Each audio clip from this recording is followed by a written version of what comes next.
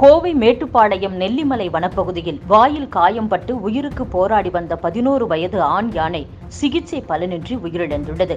கோவை மாவட்டத்தில் கடந்த 6 மாதங்களில் பல்வேறு காரணங்களால் 16 யானைகள் இதுவரை உயிரிழந்துள்ளன. கிராமப்புறங்களில் உள்ள பெரிய கோவில்களை தவிர ஆண்டு வருமானம் 10,000 ரூபாய்க்கு குறைவாக உள்ள 20,204 கோவில்கள் பொதுமக்கள் வழிபாட்டுக்காக திறக்கப்பட்டுள்ளன.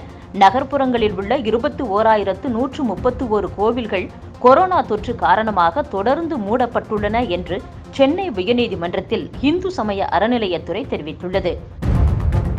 காங்கிரஸ் தலைவர் சோனியா காந்தி டெல்லி கங்காராம் மருத்துவமனையில் அனுமதிக்கப்பட்டுள்ளார். வழக்கமான மருத்துவ பரிசோதனைக்காக அனுமதிக்கப்பட்ட சோனியா காந்தியின் உடல்நிலை சீராக உள்ளதாக மருத்துவமனை நிர்வாகம் தெரிவித்துள்ளது. ஆகஸ்ட் 5ஆம் தேதி அயோத்தியில் ராமர் கோவில் கட்டுமான பணிக்கான பூமி பூஜை நடைபெறவுள்ளது. அதே தினத்தில் அஞ்சல் தலைகளும் வெளியிடப்படும். இந்த அஞ்சல் தலைகளில் ஒன்று ராமர் கோவில் மாதிரியாக இருக்கும், மற்றொன்று பிற நாடுகளில் ராமரின் முக்கியத்துவத்தை சித்தரிக்கும் காட்சிகளை கொண்டிருக்கும் என்று அயோத்தி ஆராய்ச்சி நிறுவன இயக்குநர் ஒய்பி சிங் தெரிவித்துள்ளார். கொரோனா தொற்றில் இருந்து மீண்ட அமைச்சர் செல்லூர் ராஜு சென்னையில் இருந்து மதுரை சென்றார். அங்கு அதிமுக தொண்டர்களால் வரவேற்பு அளிக்கப்பட்டது. இது குறித்து அமைச்சர் செல்லூர் ராஜு, கொரோனா போற போக்கில் லைட்டா டச் பண்ணிட்டு போய்விட்டது என்று நகைச்சுவையாக தெரிவித்தார். வாழ்க்கையில் ஒன்றும் இல்லை, கொரோனா நம்ம வடிவேல் கணக்கில் அப்படி லைட்டாக டச்சப் பண்ணிட்டு போயிடுச்சு.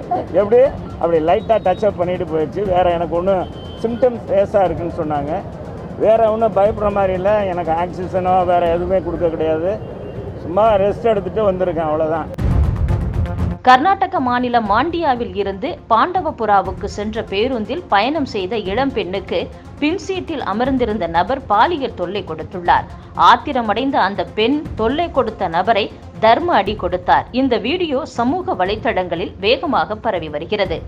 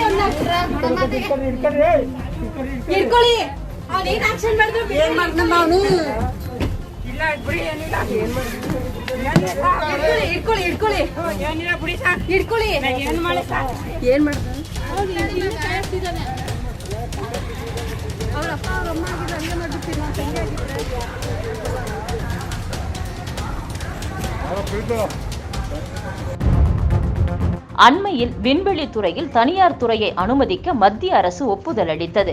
இதனைத் தொடர்ந்து ஆந்திர மாநிலம் ஸ்ரீஹரிகோட்டாவில் உள்ள ராக்கெட் ஏவுதளத்தில் இருந்து தனியார் நிறுவனங்கள் இனிமேல் ராக்கெட்டை விண்ணில் செலுத்தலாம். இதற்கான தொழில்நுட்ப உதவிகள் இஸ்ரோ சார்பில் வழங்கப்படும் என்று இஸ்ரோ தலைவர் சிவன் தெரிவித்துள்ளார். காங்கிரஸில் கருத்து சுதந்திரம் உண்டு. கட்சியின் அமைப்புக்குள் பேசினால் அதற்கு வரவேற்பு உண்டு. வெளியில் பேசினால் அதன் பெயர் முதிர்ச்சியின்மை என்று தமிழக காங்கிரஸ் தலைவர் KS அழகிரி தெரிவித்துள்ளார். நேற்று அக்கட்சியின் செய்தி தொடர்பாளர் குஷ்பு புதிய கல்விக் கொள்கையை வரவேற்று கருத்து தெரிவித்து இருந்தார். உத்தரகாண்ட் மாநிலம் பித்தோராகர் பகுதியில் தார்ச்சோலா என்ற இடத்தில் வெள்ளத்தால் பாதிக்கப்பட்ட பகுதிகளை காங்கிரஸ் MLA ஹரிஷ் தாமி பார்வையிட சென்றபோது தண்ணீர் ஓடிய ஓடையில் தவறி விழுந்தார். அவரை அங்கிருந்த தொண்டர்கள் உடனடியாக மீட்டனர்.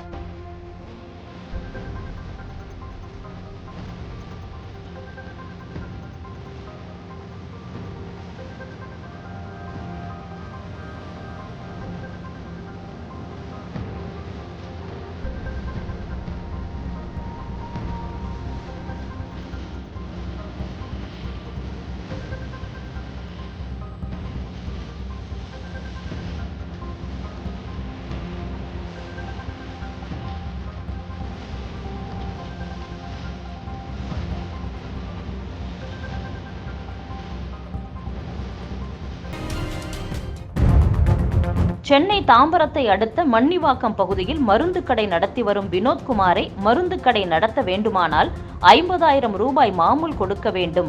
பணம் தரவில்லை என்றால் கடையை நடத்த விட மாட்டேன், கொலை செய்து விடுவேன் என்று ரவுடி சிலம்பு மிரட்டியுள்ளார். வினோத்குமார் கொடுத்த புகாரின் பேரில் போலீசார் விசாரித்து வருகின்றனர்.